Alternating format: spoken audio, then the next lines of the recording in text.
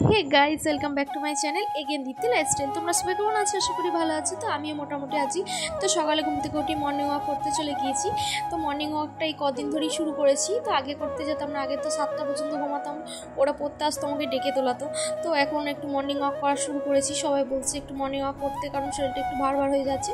তো তারপরে এসে স্নান করে প্রাইভেট পড়ানোর পর স্নান করে নিয়েছি। তো তারপরে ঠাকুর সেবা দেওয়ার পর শুয়ে আছি, মা খেতে দেবে তারপরেই খাবো।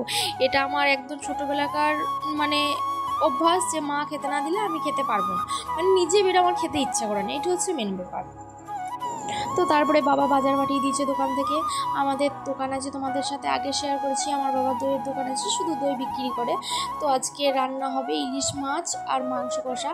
ইলিশ মাছটা নিয়ে এসছে দিদিরা আসবে বলে। এটা হচ্ছে চন্দ্রগ্রহণের দিন ব্লগস। তো রান্না করেছে মা মাংস কষা, আর ইলিশ মাছটা অল্প করেছিল, 3 পিস মতো করেছিল আমার মায়ের আর বাবার। তো দিদি বিকালে আসবে কথা ছিল, কিন্তু দিদি আসেনি, দিদি পরের দিন এসেছিল। তো তারপরে নাটক দেখতে চলে গিয়েছিলাম আমাদের ক্লাবে, এটা হলো আমাদের ক্লাব। তো ওখানে নাটক হচ্ছে মেয়েদের, আমাকেও বলেছিল করার জন্য, তো আমি করিনি। তো আগে আমি নাটক করেছি, কিন্তু এবছরও করিনি, কারণ আমার বিয়ে। তো আশ্বিন মাসে বুঝো, কার্তিক মাসটা বাদ দিয়ে আমার বিয়ে, আমার লজ্জা লাগবে বলে আমার কেমন লাগছিল, একটু অস্বস্তি। এদিকে 3-4বার নাটক করেছি। তো তারপরে বান্ধবী বাড়ি ঘুরতে চলে গেছিলাম, বান্ধবী বেড়াতে এসেছিল। তো বান্ধবী কী শাড়ি নিয়েছে পুজো আমাকে সেটা দেখাচ্ছিল। এটাও শ্বশুরবাড়ি থেকে দিয়েছিল, আরও অনেক শাড়ি নিয়েছিল, সেগুলোর কথা বলছিল। তো গল্প করে বাড়ি চলে এসেছিলাম।